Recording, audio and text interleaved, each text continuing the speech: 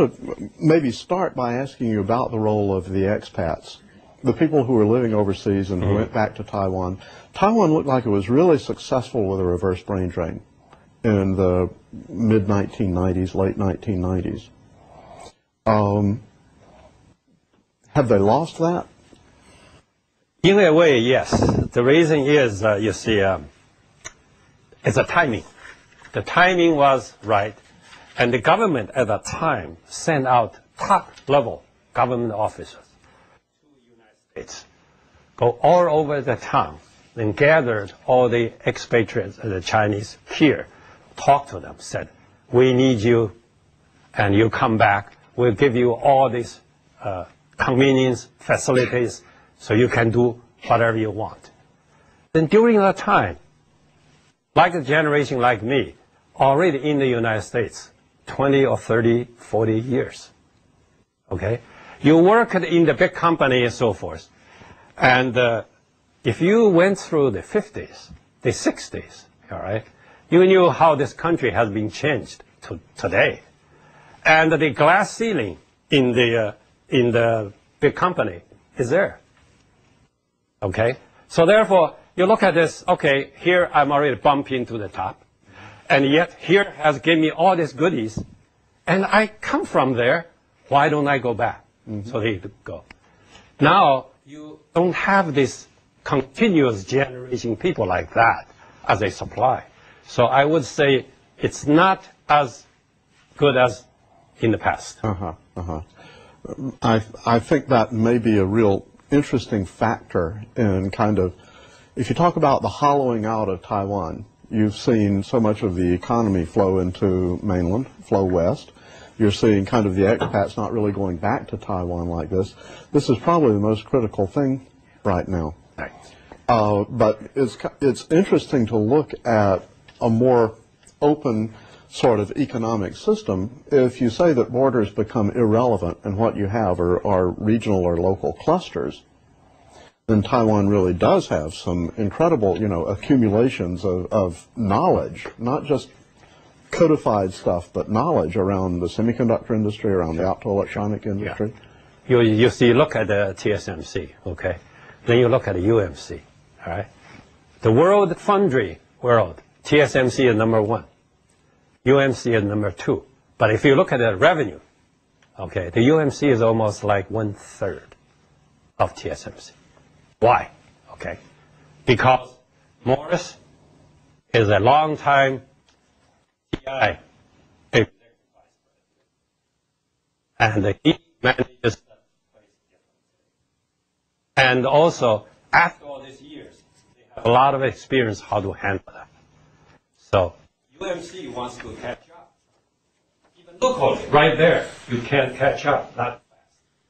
And the other foundries in the world have a long time to catch up. Therefore, they have that advantage, the knowledge. Yes. Okay, let's open up the floor. In the back. So, one of the things that has, increased the competitive advantage of Taiwanese, IC companies has been the use of stock. Right. So, for example, I typically. I'm sorry, you said the use of stock. Stock. Not so much stock option, but stock grant. Right? Yeah. So I know at MediaTek, they, a typical IC buying manager, you get paid about $30,000 per year, but the stock grant could be worth $100,000. And the reason they did that was because, they didn't have to expense stock at the time. But now the government regulation has changed that, and then companies have to expense stock. How do you say that affect the competitiveness of Taiwanese IC companies? It does have an effect. So therefore, you see, the government changes the rule.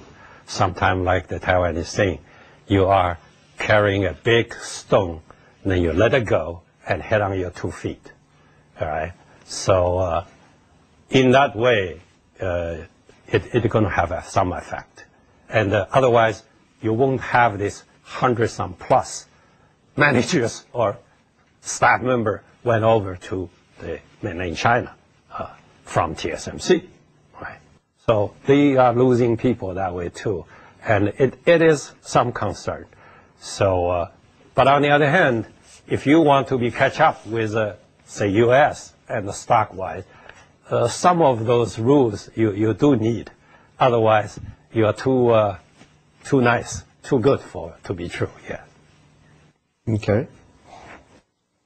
You had a question.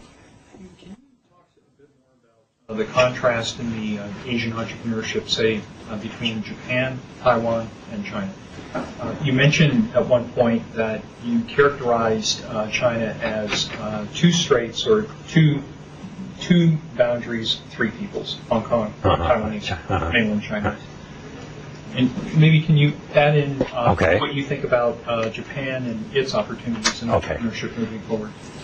Japan is like this. Their culture restricted them in such a way. They don't want to be different. Even they think different, they have to appear to think the same, behave the same. Then in this case, they also have a tradition is to go into the big company and work, have some loyalty into the company. And therefore, entrepreneur to start up, you need far more courage than they are in China or in Taiwan. This is my personal observation. For example, when I was in Japan there, I mean, at 7 o'clock, they don't go home. I said, how come? Well, because the manager didn't go home. So they will not go home. All right? And then after your manager go, they go together with the manager. Then go to the beer drinking place. And then until 11 o'clock. Then they catch the last train, go home. The next day, early get in the morning and come into Tokyo again and to work. Boy, that's a very miserable life. But they have their advantages. In the beer hall, you can let your hair down, say anything you want. So management issues can be resolved that way because next day nobody remembers anything. So you live in that kind of environment. You do not wish to risk too much. Then the entrepreneur is hard to start. But now it's getting much better. But the inertia is there. The stability of a society is there. The good thing is they have a very nice, stable living condition. So you lose something, but you gain something in that way. Now, in China, it's like in the Wild West situation right now. And anything goes if you don't get caught. Okay? So in Taiwan, is because of that president it causes so much trouble. They tied one hand behind the back. It's difficult. And hopefully the next president will do better. If that's the case, we'll facilitate them to do that. Then Taiwan still has a lot of energy, activity for the entrepreneur to move around. So I would, for the short time being, like I would say 5 years, 3-5 years period, I think the Taiwan entrepreneur still has a little bit edge. And the mainland China one also has, but because they have more opportunity and more playground than the Taiwan. The Taiwan entrepreneurs went into mainland China. Sometimes they got ate up by the local mainland China people. So that's the danger. So they have to be really smart and fast on feet. So I think basically the same, but behave differently, depends on time. So I think Japan is still way behind to catch up. Bevan, I really like your point about Taiwanese entrepreneurs focusing on getting to an opportunity before anybody else, right, and maybe not so much creating a huge, big new opportunity. Right. I wonder, do you see that kind of situation just because China is such a bigger market that the local people kind of have bigger opportunities that are easier to get to, or? Yes. Yeah. So basically, you would kind of put the mentality in this spot. In that spot, right. Uh-huh. Is there a level of trust between the Taiwanese investors and the Chinese if there's a Cayman Islands corporation that's uniting them? Well, I think that the trust in business is a, what do you call, oxymoron?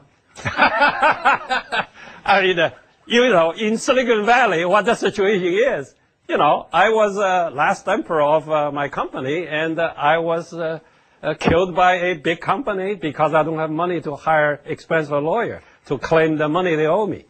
So what can you say about that? So that depends on how you establish it and whom you know. So the person to person is very important, either Japan or China or Taiwan. But that's a double-edged sword. Person to person relationship help you, but also do damage to you because of person to person relationship, sometimes you ignore certain rules that get you into trouble. So, Yeah. okay. Excellent point. Chinese figures. You want to know the real answer or you want to know official answer? Okay. Official answer would say, of course, you go back to Taiwan to work for your country. The unofficial answer is say, well, you take a look.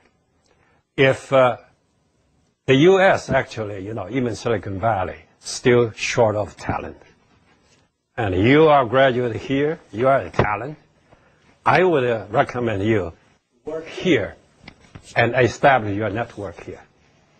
Then you can bring it back either to Taiwan or to China. Then, of course, another option is you direct it to China. However, there's a lot of mainland China graduates from here.